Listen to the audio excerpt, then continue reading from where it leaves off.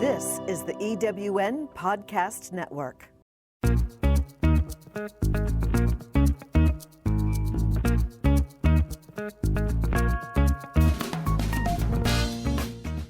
Welcome to Late Boomers, our podcast guide to creating your third act with style, power, and impact. Hi, I'm Kathy Worthington. And I'm Mary Elkins. Join us as we bring you conversations with successful entrepreneurs, entertainers, and people with vision who are making a difference in the world. Everyone has a story, and we'll take you along for the ride on each interview, recounting the journey our guests have taken to get where they are, inspiring you to create your own path to success. Let's get started.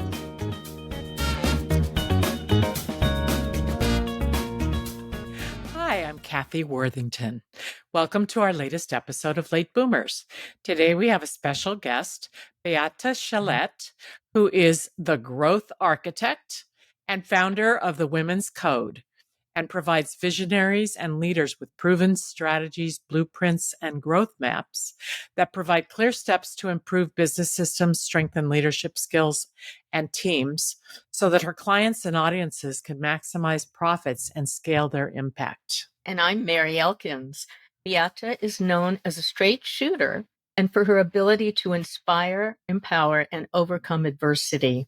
She is the podcast host of the Business Growth Architect Show and listed amongst the top 100 global thought leaders by People Hum, and one of the 50 must-follow women entrepreneurs by HuffPost. We want to hear how she built her business. Welcome, Beate. Thank you so much for having me, Kathy and Mary. It's a pleasure and a privilege to be here. Thank you. Great to have you. Tell us a little bit about your background and how that led to the place you find yourself in today. Yeah, so I think that my background's probably like many people's background, somebody who had a big idea and had no clue how to get there, and then stumbling probably half of my life through the dark, trying to figure things out and overcoming a mountain of adversity in the process: fires, floods, riots, earthquakes, September 11th, a tsunami that where one of my key vendors vanished, and a lot of losses. And eventually I found myself $135,000 in debt as a single mom with my daughter, Gina. And I had a great idea, just no money. And I thought it was game over. And from there on, I, did a lot of things that you do when you're a business owner with your back against the wall and you fighting for survival. There were all the bridges burned there. The boats had sunk, and it was either this or go under. And I had, in the very end, then taken some dramatic measures, and it all worked out when I sold my business for millions of dollars to Bill Gates. Well, from a big idea, not knowing what to do, you sold your business to Bill Gates in a recession. How did you do that? Yeah, so the story is the story that I think is important to share for your listeners, because we always believe that when we set out with an idea, that it's kind of this idea that we have, and then one step leads to another step, and then there is going to be incremental growth, and then we'll get to a certain point, and then we all hold hands and live happily ever after, and our business all producing income. And then we find out that that's not the case, that things happen in business, that somebody betrays you, people lie to you, somebody steals from you. There's natural disasters, there's recessions. So there is no such thing as safety or guarantees with anything. And of course, businesses aren't built so linear as all that either. Wouldn't that be nice if that was the case? If it were linear like that. Yeah. Yeah. Yes, I think we're still all waiting for that businesses are linear, but they're just not. Yeah. And so you're like in this crazy bumpy road and holding on for dear life. And you go, well, here's the original idea. So I was a photographer.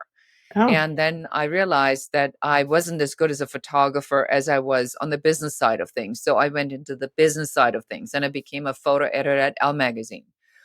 And then I realized that at 23, I'm running the photo department of Elle magazine in Germany, and there really was nowhere to go from there. What are you, like the head photo editor, the super duper photo editor? You're a photo editor. That's it.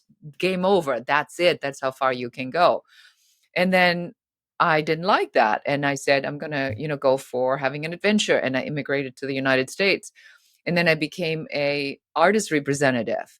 And then I became a photography producer. And then I produced shoots for Mercedes-Benz, BMW, Levi Strauss, Wrangler, great clients. That was a lot of fun. And my goal was to be um, producing music videos. And then I'm one day in the desert and I finally, landed my first music video, and the trucks are coming in, and I had picked up the model at 4 o'clock in the morning, and the grip truck shows up Mm-hmm. and the catering truck shows up, and the stylist shows up. And I mean, it's just breathtaking.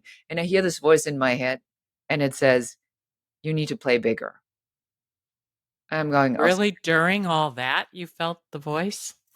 I mean, what's up with that? Yeah. Weird, huh? Weird, right? And so I Mm-hmm. ignored it Oh. because that's, of course, the right thing to do at that time. And then everything fell apart because I was meant to work at a much larger level, which I knew back then while I was busy doing other things, but just wasn't paying attention to it. And then everything broke apart. So here's like sort of my first, hint. If you hear that voice, you better be listening to it rather sooner than later, because if you don't pay attention to it, the decision is going to be taken away from you and it is being made for you. And And so the next thing, universe was speaking to you. loud and clearly, Mary, loud Mm-hmm. and clearly. And so here I am trying to figure this all out. And then everything fell apart and I had no income. And so the idea then was born that I had wanted to set up a stock photography syndication for architectural and interior images, which was an idea that the person who betrayed me the most, this photographer, Oh. this vendor that was part of my business, who I've sold hundreds and hundreds of thousands of dollars for, he betrayed me by getting too close to my employee, and they came up with this idea how to build their own business, which was my business without me. And next thing I Oh. know, invoices are being paid to them that I wrote. And then when I call the client, I'm like, what's up with that? Why are you paying them? Why are you not paying me? And they say, oh, the invoice is paid. I'm like, not to me. And they say, oh, no, we paid it to their new business because they said you were withholding the funds and that you hadn't paid them in months. So they came up with Oh lies. dear. Oh my. So I sued them because I thought that was a smart thing to do. And so Was now it? no, it was the worst idea ever. And now I'm in this lawsuit that I'm involved in for an entire year. And, and then I thought the production business was working. September rolls around, my books are flush. I'm thinking at least cash flow wise, I'm going to make it. And then September 11th comes and wipes out everything in one day. So this voice that says you need to play bigger, that I didn't listen to, within literally like 9 months, $1 million were just gone. Were And you based in New York at that point then? no, I was based in Los Angeles, but there was not anybody, because I was working, for a lot of clients in Europe, that when it got too cold to produce in Europe, they would fly to Los Angeles, to California to produce here. Yeah. And when they came, nobody was in their right mind was going to go on a plane and fly here. I mean, that just wasn't going to happen. And so here I am, and I have to figure out what to do next. And so this photographer that started it, basically, he was an interior and architectural photographer, and I started licensing his images. And that's what gave me the idea to build this business.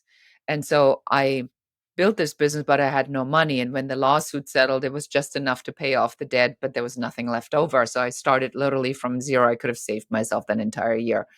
And but Yeah. I got to be right, for whatever that's worth. Truly. Sometimes that's bittersweet. Exactly. Yeah, it's kind of like one of those things where then later, when you know what you know then, and you look back and you say, why did I get myself, Yeah. why did I allow myself to get drawn into this? But, Mhm. at that point it was too late. But then I'm so deep into debt that I'm building up this stock syndication, digital business, just when digital became a thing.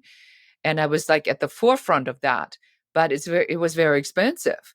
So I'm $135,000 in debt and I have no more money. So I flew to Germany to drum up some business at an international conference and visited my dad. My family's still in Germany. My father had a stroke, but my father did not have a stroke. My father had pancreatic cancer.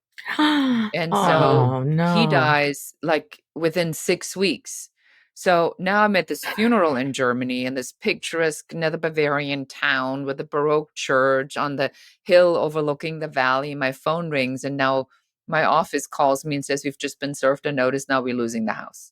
Oh, And and I fell to my No. knees and I raised my fist and I yelled at God and I said, if you have a plan, this would be a really excellent time to fill me in, because I just couldn't understand what was happening. I'm a good person. I don't lie. I don't cheat. I've done everything right. Maybe I waited a little bit too long to take action, but nothing that would justify these hard knocks just kept coming.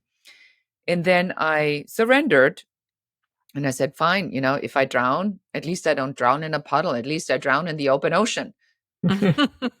Oh dear. quite a And choice. well, what do you do in a moment like this? And I came back, and not too long after that, I get a letter from the White House. The White House. The Yeah. president sends you his best wishes, because in my absolute desperation, I sent a letter to the president of the United States asking him for help. And I did that. And here's sort of the second lesson that I think is really important to point out. Opportunity always shows up as a challenge. Opportunities don't show up as opportunities. They show up as challenges. I love that. Me too. That's very important to note. Yes, it is. I'm And the writing it challenge was down. that my former mother-in-law just would not stop nagging me about this. Did you write the president? He's your president too. If anybody can help you as the president of the United States, why don't you go to the number one in the country? Why are you wasting your time with Wow. everybody else? Just go write it. Fine. I'm writing the letter. So just so we don't ever have to talk about it. Well, let's just say when the letter from the White House arrived, the joke was on me, not on her, because it put me in touch with the Small Business Administration. And then Oh.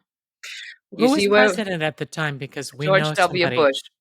Oh, it's a little Oh, before her time, but we know somebody that headed up the the Small small Business business. Administration for And a while we did a under Obama. podcast. We did a podcast with her too. Yeah. Yeah. I She was think it under was. Obama a I little think it later. was the guy was Alvarez. I think was the number one guy, and I spoke to the number two guy because he also got a letter from the White House, and he goes like, "I got to meet this person that does such crazy things as writing to the White House instead of picking up the phone and talking to me." And so what that did, it helped because I had done the work. And this is number, I really had done the work. I've written the business plan.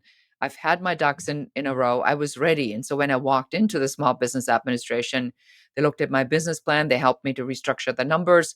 And then they found me a bank that took over my $135,000 of credit card debt and restructured it in a 10-year fixed loan.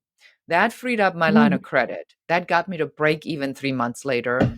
That got me to become the world leader in my category in the next 18 months.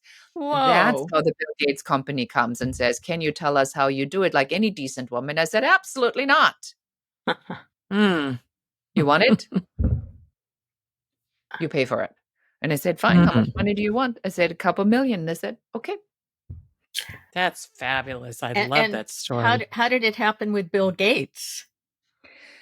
In the market. So Bill Gates was at the time not just the owner of or the CEO of Microsoft and the chairman, but he also has a private portfolio of companies he holds privately that have nothing to do with Microsoft. So this was a company he held privately that he was an owner for. Wonderful. I wanted to ask you what you think is the best and fastest way to grow your authority in any market. It is to understand that authority is not about influence and it's not about celebrity. So if you mistake that authority with something else, it's going to be very difficult. So an authority is an expert in your industry. And the fastest way to become the authority in anything is to identify your target market, to know who your airtight avatar is, to understand deeply what their problems are, to make an offer that solves that particular problem, and then to create a strategy that gets you in front of that audience on a consistent basis. That's how you grow authority the fastest. I love that. That's a wonderful, wonderful answer. Those are complicated steps, but yeah, you're laying it out very well. Obviously, each step takes a lot of work. Well, yes and no. So I always think about this from this perspective is we as entrepreneurs oftentimes keep looking for the one thing that makes it easy, which is the illusion of internet marketing. If I go out in the space and I sign up for one internet marketer that resonates with me, I also sign up for every affiliate program that they're part of, and there are many. So the minute I learn how to speak from stage, I'm going to get an offer on how to create an online product, get an offer on how to launch that product, get an offer how to get leads, get an offer on how to get these leads in my funnel, get an offer on how to create that funnel. And next thing I know, I'm in this rabbit hole of hundreds and hundreds of hours of learning, completely sidetracking me from what I do. So what we said at the Growth Architect, and which is why we built Growth Architecture, is like, just stop it. Just like everybody just like stop here. Well, Because what you does a need to growth have the plan. architect do? I mean, talk about exactly what it is, and in a way you're explaining it, but talk more on that and what you do. Yeah, so growth architecture basically means that it's a blueprint for how do you want to build your house. So I don't care how you furnish the house, but you need a foundation, you need cornerstones, you need materials, you need to decide how many floors it has, where it's going to be built, which direction you want to look, how many rooms you need. So all of these things have to be decided before you purchase the property or go out and look for the house that's right for you or your family. And so growth architecture, it was designed on this, that I found a lot of business owners get so confused about, well, I heard so and so speak, that sounds good. Well, but now I heard this guy speak, well, that sounds good too. Well, maybe it's a speaking business, maybe it's an online marketing business, maybe it's a individual high-end coaching business, maybe it's a group mastermind business, maybe it's a group coaching program.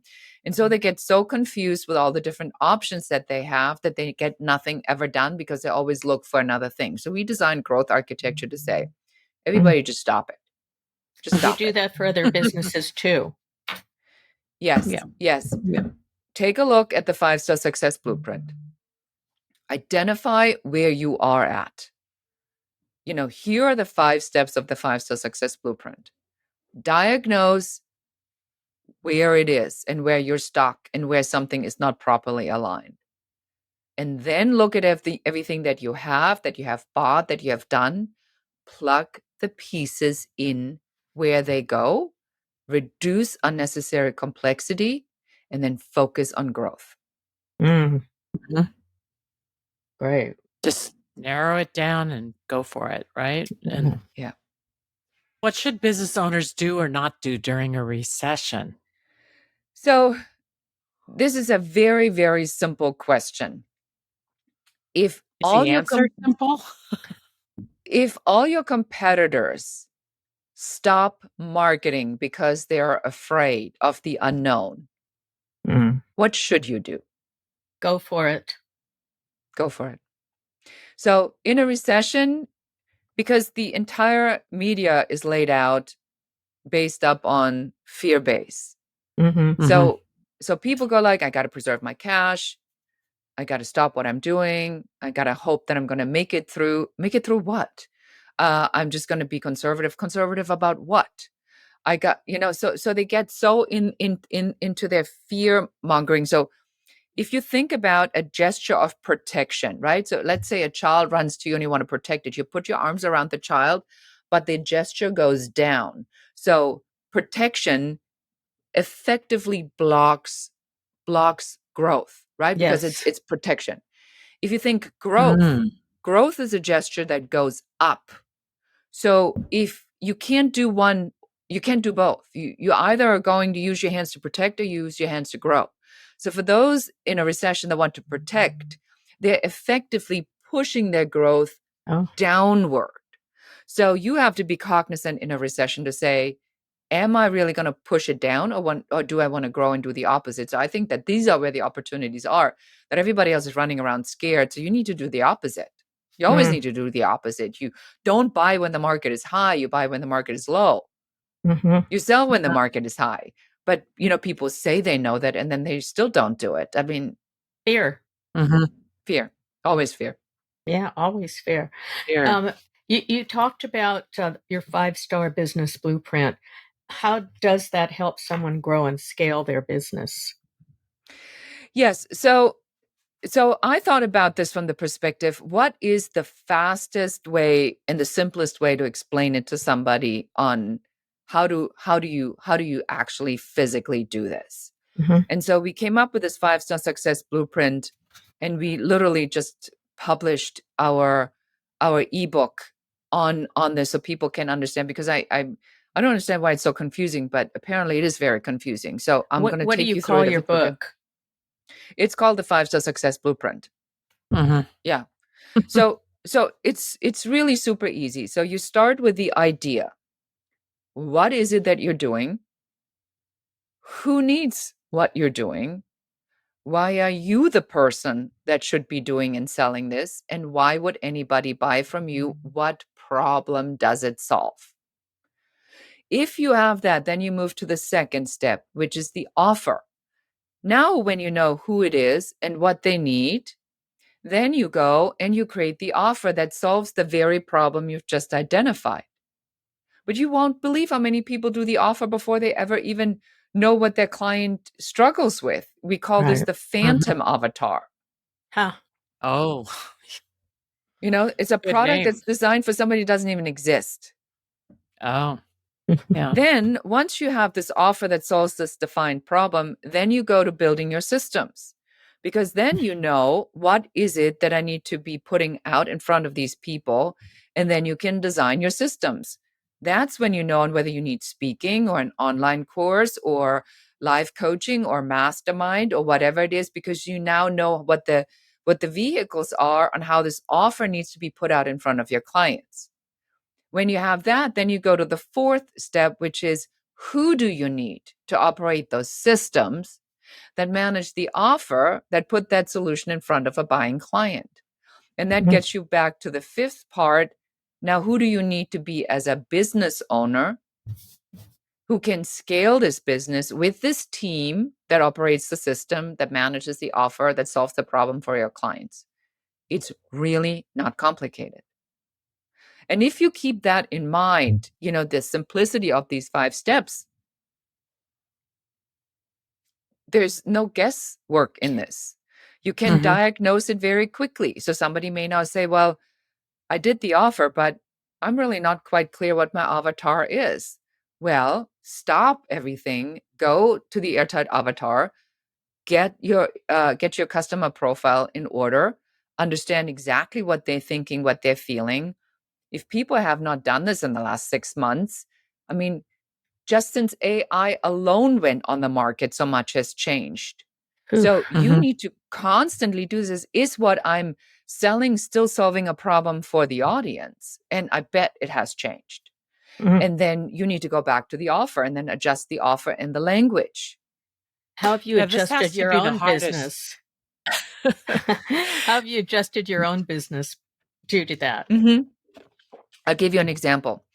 So I created a product, a very inexpensive product, the Intentional Implementer. And the Intentional Implementer was designed to be a business growth app for people that are looking for the most commonly asked questions, like, how do I use LinkedIn for lead generation? How do I close sales? What's a good sales script? What kind of marketing actions can I take right away? So we took 101 questions and we put it literally in this business growth app. Well, what happens is, because of COVID and the aftermath, there's such a fatigue in overload of information that if somebody here says 101 questions and 101 answers, they run away screaming because they go like, It's true. I don't have time for 101 questions or answers, nor do I even know what the 101 questions are. So we had to go back and say, well, what problem does it really solve? So we went to our own airtight avatar and we said, well, everybody's telling us that they're so unbelievably busy, they want shortcuts. Well, what we created were shortcuts. So you see the difference between the question to an answer and a shortcut. So now the language changed to a shortcut. And then we came up with this language and we say, are you in business prison? Where you feel it's just work, work, work, work, work, and now you want the shortcuts. It's the same product. It solves, but now it solves a different problem because now the positioning of it is not, if you have a question, you know where to go. It's like, we know that you're so overwhelmed and then you're in business prison with these 10,000 things to do. All you want to know is what is the shortcut to closing more sales? Well, here it is. And so that's just one example on how much you need to think about this right now. Is the language resonating with your audience? And then you need to test it, of course. You have a book with a title that I love, Happy Woman, Happy World. I love that title. Yeah. And you describe a concept called ego rhythm. Is this only for women? And what is this? What is ego rhythm? So ego rhythm is a concept that I developed when my daughter, when she was 3 years old, stopped breathing at night, one night. And I remember this sound for as long as I live. It was this like intense inhale, is, and then there was just absolute silence. And I whipped her out of bed, threw her over my shoulder, hopped around the room. She woke up, took her to the emergency room. Turns out she had asthma. For the next 3 years, I'm obsessed with this. And I, taught myself how to like basically not sleep and constantly listen to her breathing subconsciously because I was so worried that this was going to happen again. And then she grew out of it. And I'm thinking like, what? I've been obsessed with this. I've been terrified. And then she just grew out of it because her lungs got stronger. We did a lot of swimming. She was a lot of underwater diving, holding her breath, developing her lungs, and then it just went away. And then I thought, well, what if this is a concept? What if this is like this in life? And then I looked at my life. I looked at the life of all of my friends, and I saw that the stuff that we obsess over, oh my God, I can't find a relationship, to suddenly they're in a relationship and then they have a baby and they go like, oh my God, I'm so overwhelmed. How do I be a mother? And then and then that goes away and they're like, oh my God, how do I preserve my relationship? Or what do I do with my career? Or my mother died. What do I do? So it's like always something. And I said, well, if this is a concept, if I say it's a concept, ego rhythm, my own rhythm, and I help readers, not just women, but men as well, of course, to say, how do you know what rhythm you are in? And how do you influence the rhythm you want to be in? I mean, nobody wants to be in a tragedy ego rhythm, but how do I give myself permission to be fully in this rhythm? Because I know it's not like this forever. It's only going to be like this for a specific period of time. What would that change? Then you could be, my daughter is literally like, I have my phone right here because she is literally about to go into labor any second. Like any second. Congratulations. Thank you. So Yeah. she would not leave me alone when she was little. When she was a teenager, she yelled at me from the top of her lungs, I bleep hate you. And now, and now she's like, you're the first one to call when I'm going into labor. If I would have known that there is a path, I would have enjoyed the cling on phase a lot more because I would have known that the I hate you phase comes. But I didn't. And so I fought the cling on phase and I fought the hate you phase. So if somebody would have just told me that these are just moments in time, I probably would have just gone, okay, that's the rhythm I'm in right now. I guess that's just where it's at. And so that's why I wrote the book, to really help people to find relief in this perpetual chase to perfection and needing to have everything be perfect all the time in all areas of our lives. I love that because we do need to appreciate the present my God. moment and Yeah. have gratitude for that before we can move on to bigger business things, develop our avatars, all these things. How can we do that unless we get into the present moment? And you're right, you would have really enjoyed the Klingon. Yeah. You wouldn't have Yeah. worried about it at all. Yeah. Yeah, Yeah. wow. But how do Love you that. apply the ego rhythm to business growth and business strategies? And on that note, how many strategies are there?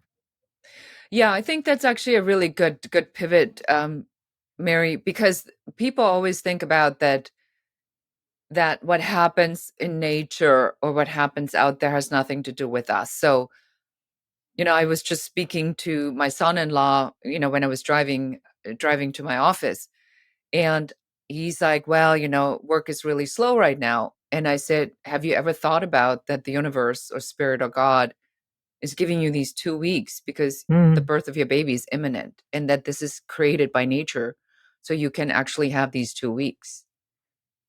What did he say? And he's never even thought about it like that. Mm. I said, "What if I were to tell you that in 2 weeks all hell breaks loose and you're going to be busier than you ever can imagine? What would you do? Would that change how you feel about this right now?" He says, "Well, of course, then I'd be relaxing." I said, "Will you please?" Mm. So it's He's almost like so keeping lucky. it's almost like keeping that big picture in mind all the time, and almost living the present but acknowledging what the future might hold. That's exactly what I told him. I said, the I've never seen or experienced a tree that was ashamed that it loses its leaves in the fall and goes, "Oh my God, I'm naked. What should people think? No leaves. This is so embarrassing. I mean, look at what I look like. Do I look fat? I have nothing to cover." None of this happens in nature. There's no squirrel that runs around and says, "Gee, I only had 10 nuts today. This is going to be a disaster in the winter." The squirrel just goes like, "Well, I'm just going to keep looking for nuts. I'm going to find as many as I can. It's all going to work out." We're the only species that makes a big deal out of everything. What if we had faith in that image that we have of ourselves that we hold in the future to say, we identified this is what we're working toward. This is the image that we hold clear in our head. This is my path. So if I have the 2 weeks right now, coincidentally, as my child is about to arrive, lucky me, yay me, high five me. I created this so I don't have 20 clients because I did it. It's in the middle of the summer. All my clients are gaining weight while they're on vacation, eating in Mexico, or in Italy, all the pasta, they're all going to come back all fat and happy. And then they're all going to sign up because they need to lose those 10 pounds. Why can't Oh, I, yeah. why can't I not think that? So would you say that appreciating the moment is one of your strategies for business growth? Is that actually one of the strategies? Yes, it is I best describe it, and believe me, I'm in the same boat. I have to take my own advice on this Mm-hmm. and say, maybe it is slow for me right now so that I can be there for my grandchild. Mm-hmm. So it's not just for them, me giving them smart advice, but it is Mm-hmm. also for me to say, in gratitude, what you just said, Kathy, right? Being in that gratitude and saying, yay me, that I had the foresight to book things around this so Mm-hmm. that I can take the time, because that was a decision I made and said, who do I want to be for this child? Who do I want to be as a business owner? What does this mean for me going forward? Am I going to be the hard charging, take no prisoners, strategic consultant grandparent? Or am I going to be allowing this now to bring out something that I've maybe not been able to do as a single hardworking mom, to have Mhm. Yeah. that emotion and to have that time and the patience to be there? And if that's available to me right now, then I must have created this for myself. And if I created this for myself, then it must be perfect, because God, Spirit, the universe makes no mistakes. Everything is by design. I really believe that. Mm-hmm. Yeah. Well, you've talked about failing your way to success. So what do you mean by that?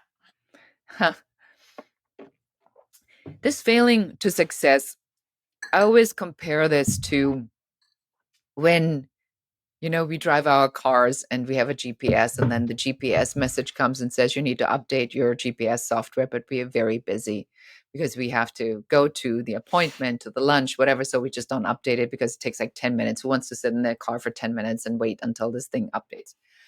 And then inevitably the day comes and you want to go that one way, and boom, they're building the freeway, roads blocked. So now I'm going to get out of the car. I'm going to throw myself on the ground. I'm going to throw a temper tantrum. I'm going to go, I'm the worst driver in the world. I'll never drive again. I can't believe this happened to me. This is the worst thing in the world. How, that's it for me. I'm going to return my driver's license. I'm going to sell my car. It's just not for me. Does nobody? Of course. No, nobody, right? You just wave at the guy in the hard hat and the neon suit with the stripe, and you go like, should have updated the GPS. But your destination is still there. Mm-hmm. So what do? You just go, God, could have saved myself that. Find another way.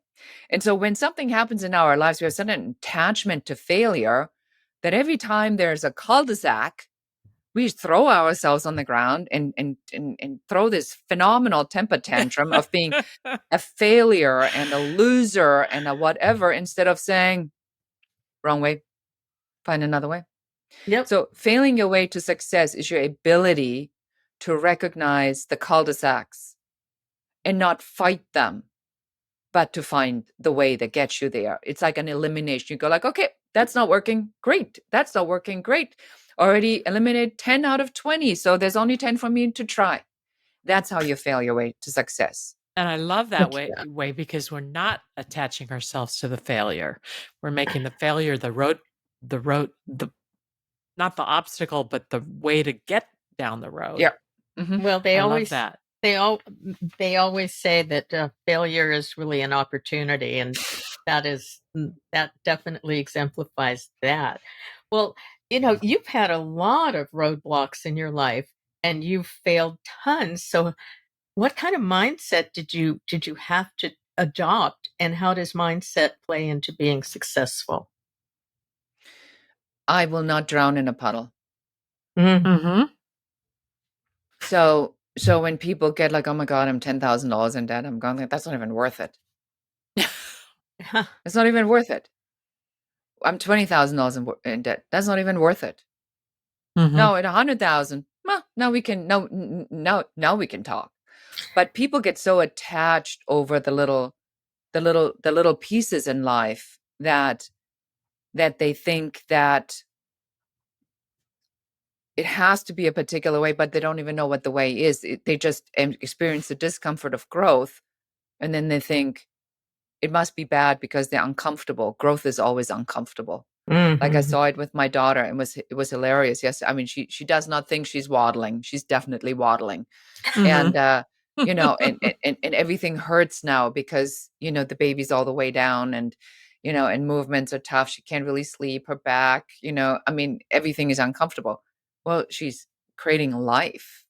Would you think that doesn't come with birthing pains? So we know the concept. We know the concept of that nature is outlined very clearly to us. Growth and birthing is hard, and it's labor, it's painful, and worth it because you can create something. And then when it happens to us, we go, oh, I didn't know that was going to happen. Oh, really? You didn't know that was going to happen? Where were you the entire time? So I think there also has to be a realization with yourself and an honesty with yourself to say, if you want to stay where you are and you can tolerate this level of pain and discomfort or mediocrity, I don't have judgment. But just say this is what you want, but don't say you want something else and then do nothing. Because then your pain level is not high enough to make a change. And I think that's where people get really caught in the failure or in the mistakes or in this, in the endless loop of just keeping turning in circles and circles and circles. You have to change things to get a different result. That's just the way it is. So what are you going to change? And if you don't change anything, then you're not going to lose weight. So when I picked up my mocha, with a lot of chocolate syrup in it. I'm well aware that this is not going to be beneficial for my diet, but I really wanted one today. So there you go. And it It's sounds like, really good. oh my God, and iced, and it was like from this nice coffee shop. So just make conscious decisions and say, if I'm serious on my diet, I obviously should not be having that. But I made the decision that this is what I want. I could have just had a regular black iced coffee and had 0 calories, but it's not what I choose. So I cannot expect that I'm going to have this with all this chocolate syrup, sugar in it, and that I'll be 10 pounds lighter tomorrow. I mean, it's just not going to happen. So, But tie that in a little bit more with mindset, because I want to understand this a little bit more from your view. yeah, so the mindset part of it is that the decision of the goal has to come first. So the way I explain it in growth architecture, it's like this.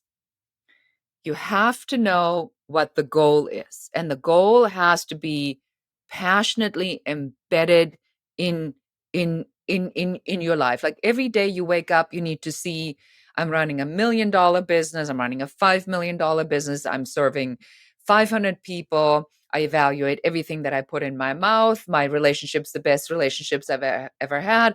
I have the best intimacy in my life. I feel loved. My children love me.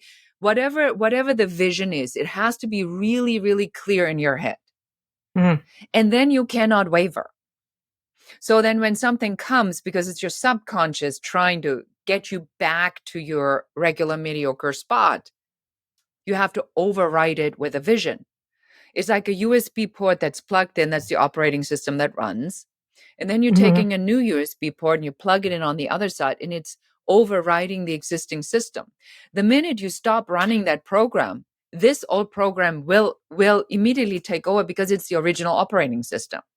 And so people do a little bit of that and they say, well, Kathy, I'm going to be really successful. And then they're good for like a week or two, and then something happens. They get a cold, they get the flu, somebody lost their job, something bad happened, they gain 2 pounds, and they fall off and they say it doesn't work. It just doesn't work. Because they allowed the original operating system, whose job it is to keep you where you are at, to kick back in. Because they couldn't hold the vision long enough. And that's, I think, our job in mindset, is to get clear on the vision, to hold that vision at all times. I had somebody on my podcast that told me about that he writes this manifesto. And I'm like, that's a brilliant idea. Just have your manifesto, look at it every day, so that you're reminding yourself, what is it that you're trying to achieve? And then leave the path up to the higher power. And then look for the path along the way, and then take the action that it takes to get to this goal. Because here's another example. And literally this conversation was just an hour ago. Well, should I take this job that would pay me $50,000? Now I'm going to be a new parent. With $50,000, I'd be okay right now. But then I cannot go to school. I cannot go to PT school and do my master's in physical therapy, and then become a doctor of physical therapy. And then, in the next 3 years, get to the $150,000 earning potential. So I said to him, so I said, is that what you want? Well, I want the money. And I feel that that's what I need to do to provide for my family. I said, but you already have private clients. I said, so how many clients do you need to have to get to $50,000? He goes, if I have 25 clients at $2,000, I'm at $50,000. I said, is it possible for you to get in a period of 365 days over 12 months, 25 clients at $2,000? And he says, that should be possible. I said, so what's the problem? Yeah. But sometimes we need somebody to tell us that. So Yeah. we Or make you have to it be driven. unnecessarily complicated, right? So I said, so your vision is to have a physical therapy office with a fitness center attached to it, where your wife can have the childcare part so that you can be together. That's your vision, right? Yes. I said, so does a $50,000 fitness job at a personal trainer in some high-end gym Does that get you to that vision? No. Then why are we talking about this? Mm-hmm. Yeah. Exactly right. And I want to ask you, Beate, what would you like our listeners to have as their main takeaway today? I think the main takeaway is that you got to get very clear what it is that you want and where you want to go. And then you have to keep that in front of your head, because most people give up because something happens and then they say, well, it wasn't meant to be. If it was this easy to overcome our own negative thinking and our own subconscious pattern, everybody would be doing it. Greatness really comes from one and one thing only, and that is your unwavering belief that it is possible. If it is possible, it must be possible for you. If it is possible for you, then the question is not can I, then the question shifts to how can I? Mm-hmm. That's great. Very I have- nice. Yeah, very powerful. I have to ask you, though, one question that's been on my mind here. What drives you? What drove you to the success that you've achieved today? Was it your daughter? Was it something innate? You know, so I wonder this sometimes myself. What the heck is it? But I think it was just I just cannot give up. It's just not in my vocabulary, because I see people who do this all the time. I work with 1%ers. I work with very successful people, and I see how easy it is, and I know it is possible. And because I had so much hardship, and I was a single parent and an immigrant, and I had to so much to overcome, I felt it's my obligation to share this message and the shortcuts with the world and say, look, it's available to you, and here are the steps to take, and it is up to you to do this. So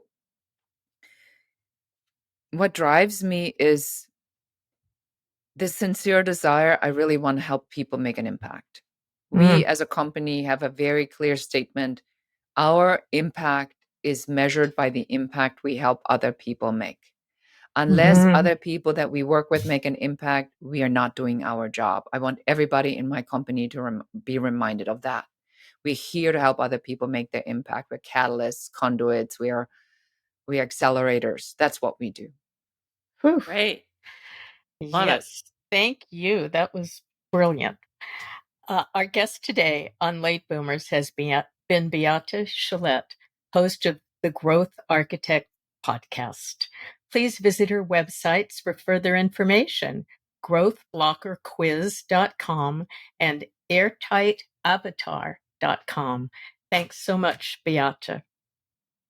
Thank you so much for having me. It's been a pleasure. And we want to request our listeners to please subscribe to our podcast on your favorite platform and on our YouTube channel, Late Boomers Podcast. Please also follow us on Instagram at I am Kathy Worthington and at I am Mary Elkins and at Late Boomers. We hope you are inspired by today's episode. Thanks for joining us, and thanks again, Beate.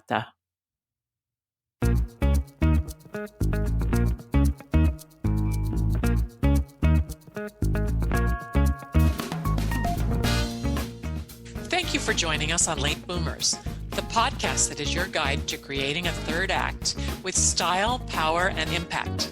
Please visit our website and get in touch with us at LateBoomers.biz. If you would like to listen to or download other episodes of Late Boomers, go to ewnpodcastnetwork.com. This podcast is also available on Spotify, Apple Podcast, and most other major podcast sites. We hope you make use of the wisdom you've gained here and that you enjoy a successful third act with your own style, power, and impact.